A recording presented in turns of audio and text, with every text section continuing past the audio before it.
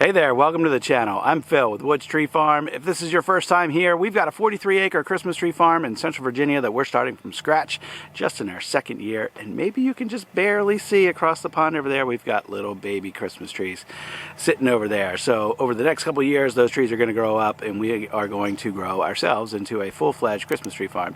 And in the meantime, our channel here is all about us doing work around the farm. We just wrapped up with Christmas season here. We had a pre-cut tree lot set up, and I shared in a previous video that we put some lighting up so that we could be open into the evening hours. And the timing was perfect because a company called Solla sent me some lights to try out. I didn't really have time to do a full-fledged review of those lights and share with you what those lights were all about, so I'm going to do that in today's video. So this is our tree lot. We still haven't put everything away, but we had a number of spotlights. So I've made these poles. I got a tire there filled with concrete on a 10-foot pole with a piece of wood at the top, and I put floodlights up there, and then we ran string lights in between each of the poles. And the floodlights that I had all around the tree lot were just 50 or 60 watt, smaller floodlights for the tree lot.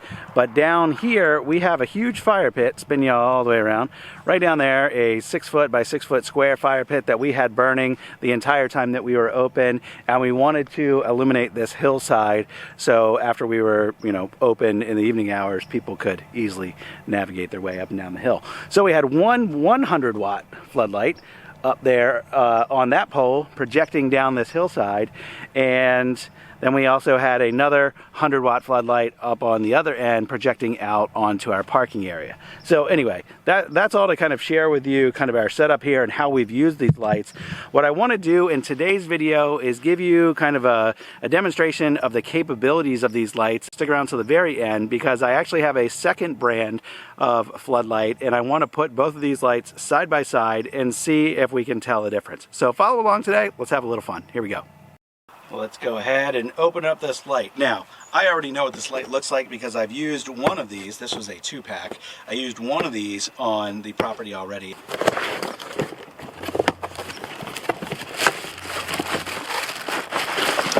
Not much to it in the packaging. There is a little instruction booklet included, and it has some specifications about the light itself. This is labeled as a 100-watt light. It has 144 LEDs, 100 to 120 volts. I don't know what CRI means or power factor. Beam angle 140 degrees, so that should be interesting, and the color temperature is between 5 and 6,000 K. Working temperature, well within where we are today, and it is waterproof. And it's got a die-cast aluminum housing and a PC, what's that, polycarbonate? Plastic lens. Alright, so let's take this out and have a look.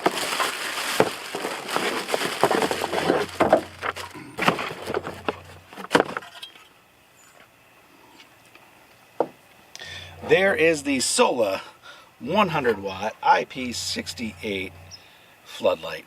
And there are apparently 144 LEDs in that little square. It's a pretty small square to have that many LEDs packed in it. I know some of the other lights that I've used have had them much more spread out, so it'll be interesting to see how this works. This also has this little plastic bezel on here, and it looks kind of foggy because it's got a texture to it that I'm guessing is supposed to get this light to kind of diffuse and spread out since it's a floodlight. So it'll be interesting to see how that works. So this is all metal though. The whole thing is metal. This is metal. And around the back you can see all of these fins here are to disperse temperature. Or disperse temperature. That doesn't even make sense. It'll help diffuse the heat, right? So anyway, not much to it. This is all fully sealed, you can tell. That's pretty well sealed as far as we can tell. And the only other thing I'll say about this particular light is when it was shipped to me, it just had plain wires. I put a cord on it so it'll be easy for me to go ahead and hook it up to extension cords that I have out here at the farm. But when you order this, it's going to have bare wires here so that you can hook it up permanently to whatever you want to. Well, I know it's hard to tell scale outside sometimes, so what I want to do, just so you know how big this field is that we're trying to light up, I'm going to go ahead and run my long tape measure down the hill all the way to that smaller picnic table that's in between the two picnic tables, and that way you'll have a good idea of how far we're really projecting here.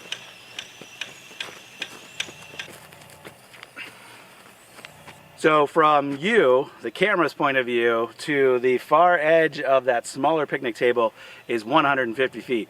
I'm not gonna lie, I would have guessed a lot longer than that. That's why I'm terrible at golf. Okay, light is going down, the sun's going down in a hurry. I've got the camera adjusted. It's gonna get a little grainy, but here's the setup.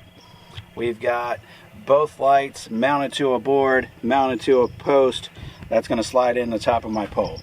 So we're gonna go ahead and try to get these up there now, and we'll fire up the Solla first. And as soon as the sun goes the rest of the way down, as you can see, it's down on the horizon. We've got to give it another 20-30 minutes or so. And as soon as it's all the way down, we'll fire this thing up and we'll see how it does.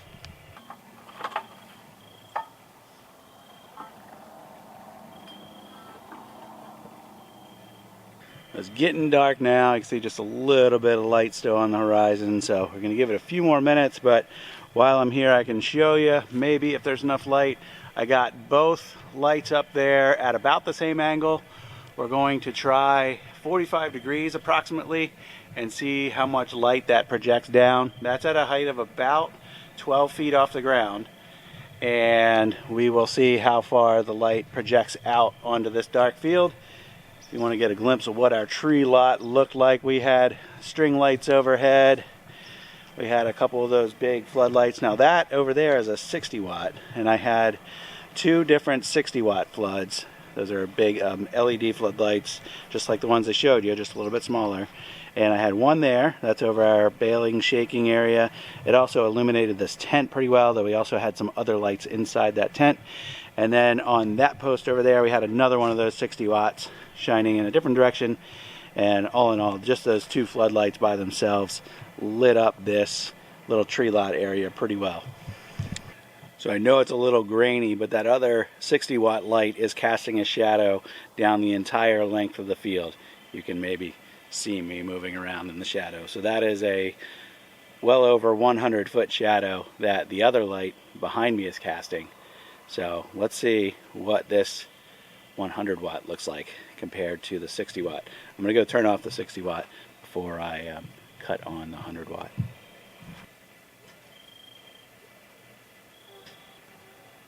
Wow, so at 45 degrees, this light here is really putting down a lot of light on a relatively small area. I mean, right here close to the pole where I am, you can tell that light is just throwing it down right here. But as you look out, you can see the fire pit in the background, and can't quite make out the picnic tables because they're a darker color, but that lighter concrete block you can definitely see. All right, the next thing I want to do is tip that light up from about 45 degrees where it is now, upwards of, I don't even know what measurement, but my objective is to kind of push as much light out in front of the camera as I can. And since we know there's such a big concentration of light here right in front of the pole, I want to try to see how far we can move that out towards the fire pit, and then we can maybe see if there's a difference at how much light gets thrown all the way down past the fire pit and towards the pond. I don't know how well it comes out on camera, but I can make out the picnic tables now with the naked eye, and I can definitely tell that a lot more light is being projected out in front of the posts now, and the light is distributed more evenly across the grass. It's not just a huge amount of light right here in front of the pole. So that kind of accomplished what we wanted to accomplish as far as projecting light down the hill towards the fire pit. So I figure what we'll do now, I'll see how far down this hill I can get. Remember, we set up the pole 150 feet away from the picnic table. So we'll see if we can get down the hill and read the instructions for the solar light all the way down the hill at the picnic table. Well, I figured I would stop at the halfway point. So here I am at 75 feet, and I'm going to hold it up. You can see it's, I mean, okay, so the light's putting a big old shadow from the camera on my face. Okay, but hold it up, you can see how much light is bouncing off that paper. So I don't doubt that I'll be able to read it. Yes, I need to hold it at just the right angle to get the light, but no problem for me, at least. My eyes are okay. No problem for me reading what's on here.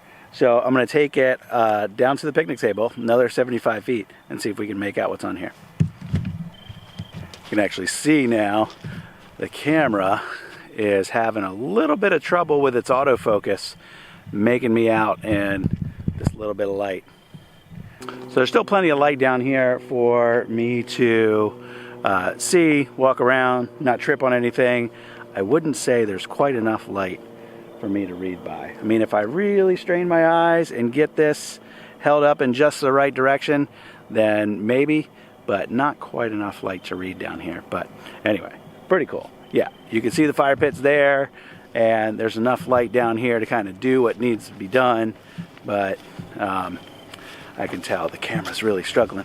Walking back up the hill, I'm about halfway up, and you can see the light's getting stronger and the autofocus works again. So anyway, pretty cool. These lights are supposed to be rated at something like 8,000 or 10,000 lumens. I'll double check the spec because this particular document that I have here doesn't say what the output is in terms of lumens. A big thank you to Solla for sending me these lights to test them out. They sent me 2 100-watt floodlights, and we have put them to use out here during Christmas season. And we've got some ideas for some other events and some other things that we can do out here now that we have electric and now that we have some outdoor floodlighting.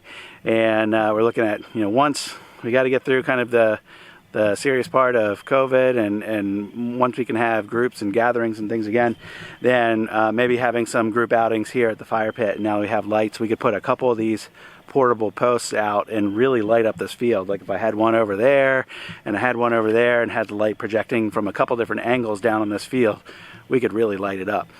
So anyway, that'll be something to check out with us in the future. If you enjoyed this video, make sure to subscribe. Special thanks again to Solla for letting us check out these lights. If you want some more information about Solla, go ahead and check them out online at www.solla.us. I'll also put a link in this video's description. Apparently they're also on Facebook. It says at the bottom of the sheet. I'll put a link to that as well. Facebook.com/SollaLED. Go check it out. Here is the second brand of light, the Royana 100 watt. Very similar in terms of its features. And in the package, I actually haven't opened this one up, so this is exactly how it comes. And you can see right away, it has a completely different look than the other one. It doesn't have a plastic bezel. That feels like glass, not plastic on the front, and those LEDs are spread out over a larger area, and then it has this large white reflective area here all around those LEDs. So it'll be interesting to see how this design compares to this design once they're both up on the pole. This is also all metal housing other than that glass front. It's got, the bracket is metal. Yeah, everything on this light is metal. And then this one I did order already with a plug, so it comes that way right away. It's also labeled as being waterproof, IP65. The other one was labeled as IP68. I don't know what the difference is, but apparently there's a difference. So this one's IP65 and the other one's IP68. But anyway, that might be a consideration for you. You might want to look up what that actually means and figure out which type of waterproofing is appropriate for your application.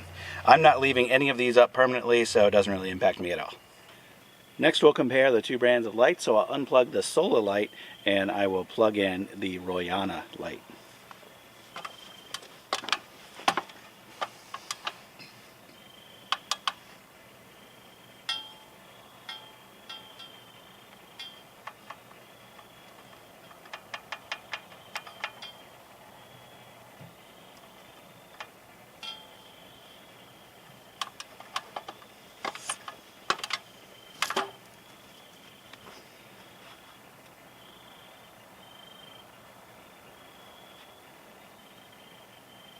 Alright, kind of a similar result. There's a lot of light here right in front of the pole. Back up. There's a lot of light here right in front of the pole. Right at the pole. And it does cast a little bit of light down the hill. We can just barely make out the fire pit down there. We can't see the picnic tables.